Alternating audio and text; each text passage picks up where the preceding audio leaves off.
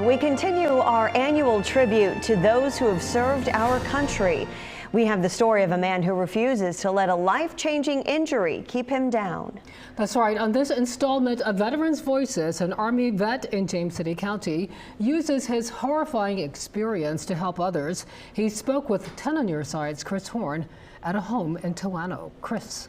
Yeah, Regina, Logan Brokaw spends his waking hours in a wheelchair, but he's not confined to it when it comes to his attitude or sense of duty. An experienced parachutist, he jumped from an airplane in 2018. The chute opened as designed, but little did he know that minutes later he would likely never walk again. Logan Brokaw of Toano, Virginia is 41, but he knew early on he wanted to join the Army. Yep, right out of high school. Brokaw became a helicopter crew chief and served in Iraq and Afghanistan. But Brokaw was even more interested in jumping out of aircraft than he was riding in them. I kind of enjoy the adrenaline of it and the thrill of it.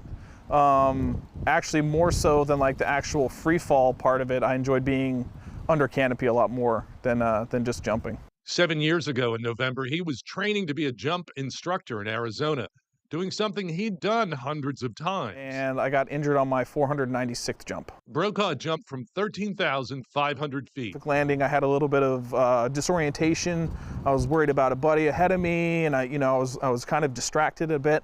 Opened my canopy, flew to the drop zone, everything was fine. And then when I came into land, I messed up the landing and came in and hit the ground at about 60 miles an hour. He fractured several vertebrae, including the second lumbar, which is what resulted in my paraplegia. Brokaw went to the VA hospital in Richmond for inpatient spinal cord care.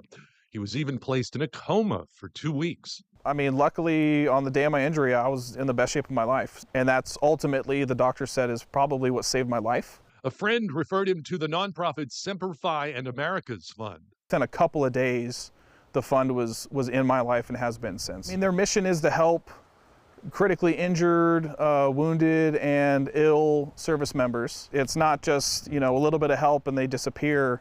They're in your life forever. Really have a holistic view on recovery. So they have a lot of programs.